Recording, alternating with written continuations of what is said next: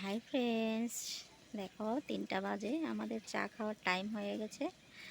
তো চার যে একটা নেশা, মারাত্মক নেশা, মানে অন্য নেশার থেকেও কিন্তু মারাত্মক নেশা। তো বিকেল 3টা বাজলেই আমাদের চা খেতে হয়।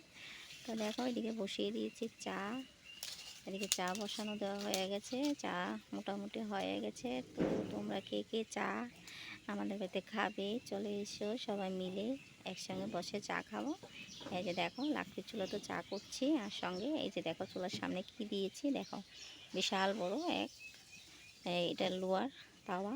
তো এটাতে করে আমরা অনেক সময় খোলা পিঠা টিঠা করে খাই, তো ভীষণ ভালো হয় এই এই জিনিসটার ভিতরে পিঠা করে খেতে। তো যাই হোক 3টা বাজে, আমি চা খাবো, চা খেয়ে রেডি হয়ে তারপর চলে যাবো দোকানে। তো ওইদিকে তো আমাদের চা হয়ে গেছে। তো কে কে চা খাবে চলে এসো আমাদের বাড়িতে। এই যে দেখো একদম আমল তাজা দিয়ে তোমাদের চা খাও, দেখেছো?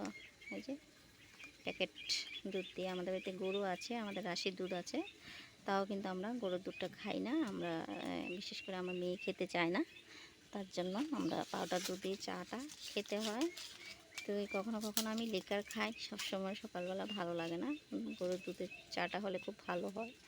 তো মেয়ে খায় না, তো তার জন্য আমরাও খাই না, আমরাও এই প্যাকেটের দুধ দিয়ে চাটা খাই।